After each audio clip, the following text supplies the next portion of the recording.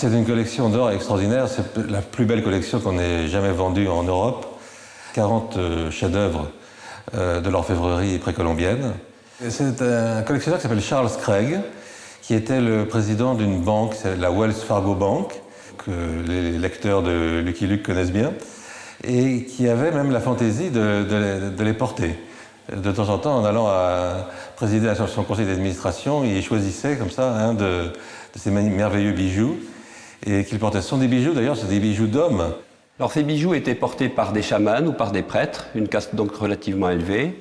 Et tout ça représente effectivement les démarches chamaniques faites sous psychotropes généralement, parce qu'effectivement, ils accédaient à leurs ancêtres sous hallucinogènes.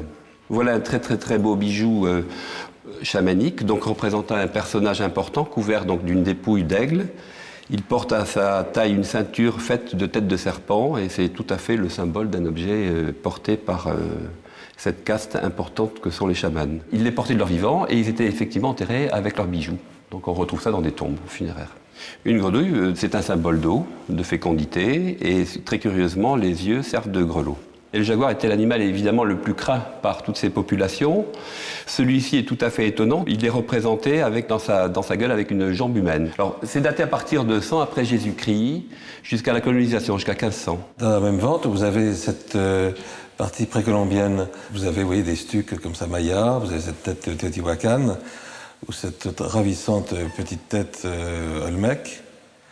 Et puis, nous avons également des arts d'Asie, notamment 4 pièces majeures de l'arc-mer que notre expert, M. Antoine Barrère, va vous présenter.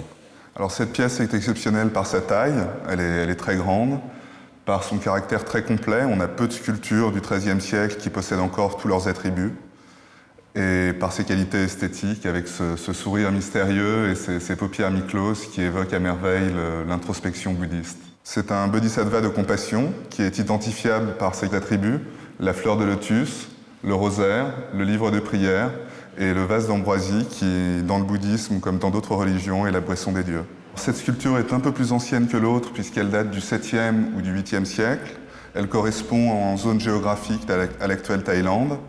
Et ce qui fait le charme de cet objet, c'est le traitement du corps qui est très souple, avec un mouvement extrêmement délié, et ce petit ventre rond qui rappelle que la divinité doit être en bonne santé et bien portante. Et on distingue d'ailleurs à l'amorce du cou les 3 plis de beauté, qui étaient 3 plis de gras, et qui eux aussi signifiaient le rayonnement physique du Bouddha. La vente se terminera donc par cette belle statue aztèque en basalte. Elle est très très particulière, avec cette forme tout à fait dépouillée, un petit peu naïve. Elle est datée de l'époque de la conquête, donc à partir de 1400 jusqu'à 1522.